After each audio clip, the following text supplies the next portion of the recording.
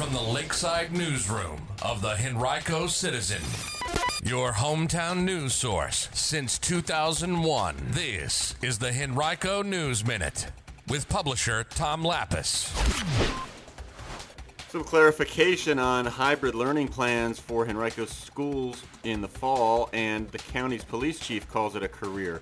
We'll have details about those stories and more in today's Henrico News Minute for Tuesday, June 23rd, 2020. It's brought to you today by the Lakeside Farmers Market.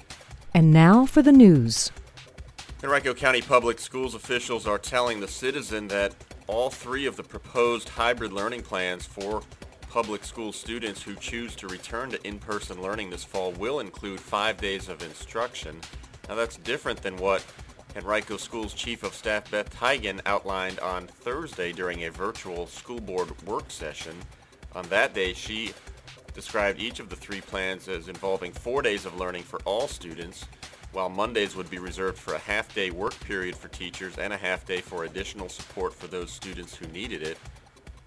We sought clarification yesterday, and Henrico Schools spokesman Andy Jenks relayed to us clarification from Teigen indicating that all students in each of the three plans actually would be learning on Mondays too, whether in school or virtually. As Teigen described the three plans Thursday, one would involve a group of students who attended school in person Tuesdays and Thursdays and then worked virtually from home on Wednesdays and Fridays, while a second group of students did the opposite. The second plan would involve the first group attending school in the mornings on Tuesday through Friday, then learning virtually each afternoon, while the other group did the opposite. And the third plan would have one group attending school in person Tuesday through Friday for one entire week, then learning virtually the following week, while the other group did the opposite. Now, it's unclear whether Teigen on Thursday simply failed to include additional information about virtual learning plans for all students on Mondays, or if the school system has updated those plans in the days since that meeting. In addition to the three hybrid plans, families will have the option to keep their students at home learning virtually 5 days a week. Those who select that option will be assigned to specific teachers who will be teaching virtual classes only, Teigen said. The Henrico School Board and Board of Supervisors tonight will hold a joint work session at 5 p.m. in the Glen Allen High School Commons. The meeting is open to the public, though no comments will be accepted.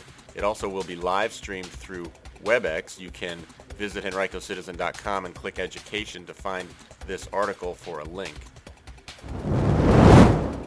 Henrico County Police Chief Hum Cardinal Jr.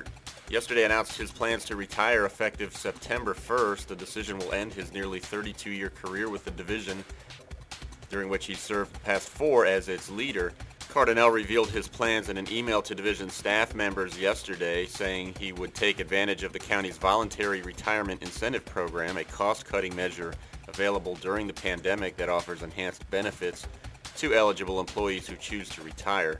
County Manager John Vitolkas praised Cardinal for his, quote, more than 3 decades of outstanding service and his calm, steady leadership as chief, end quote. Cardinal joined the division as a patrol officer and SWAT team medic in 1988 and rose through the ranks to investigator and later sergeant, command sergeant, lieutenant, captain, and major. He was named chief of police in 2016. County officials will conduct a national search for the next police chief and expect to make an appointment by September 1st. The number of first-time unemployment filings in Henrico fell for the 10th straight week, according to data released last week by the Virginia Employment Commission. A total of 792 county residents filed initial unemployment claims during the week of June 7th through 13th. That was down about 18% from the previous week. Henrico's total was the 8th highest among state localities. In the 13 weeks of filing data since the pandemic began in March, a total of more than 31,000 county residents have filed initial claims. That number is 7th highest in the state, just behind Richmond and Chesterfield. But fewer than half of those first-time filers continued to file claims during the most recent week, according to the VEC. That suggests that at least some of them may have returned to work. Well, one Henrico woman is glad she had a headache. Olga Ritchie went to the Tony's Market at 3714 Mechanicsville Turnpike in Henrico to pick up some headache powder. As a result, and while she was there, she decided to buy a Mega Money ticket from the Virginia Lottery. She got home and scratched the ticket to discover that she had just won the game's top prize, $500,000. Ritchie, who has worked at the same place for more than 40 years, said she plans to save her winnings and use them toward retirement. She's also planning to upgrade her house. Good news for coffee lovers in Eastern Henrico. Starbucks will be opening a freestanding location at the shops at White Oak Village in Eastern Henrico, taking the place of a former Steak and Shake at the site, according to Varina District Supervisor Tyrone Nelson. Steak and Shake closed its location at White Oak in the fall of 2018 for remodeling, but never reopened before closing permanently later that year. The 1-acre site has been empty since. It's owned by Burger Busters, a regional Taco Bell franchisee in Virginia Beach that also operates Steaks of Virginia, which owns and operates Steak and Shake locations in the state. Starbucks currently operates 2 smaller in-store locations at White Oak Village inside Target and Publix, according to its website. Henrico Congressman Donald McEachin and a few other members of the Congressional Black Caucus yesterday convened a virtual town hall meeting to discuss how upcoming policy can address the concerns of Black Americans. McEachin discussed the Environmental Justice for All Act, which he introduced in February. The bill would help marginalized communities keep their air, water, and homes safe from industrial development. Said McEachin, quote, "When you look at why Black and brown people are so adversely affected by COVID-19, you understand that it attacks the respiratory system.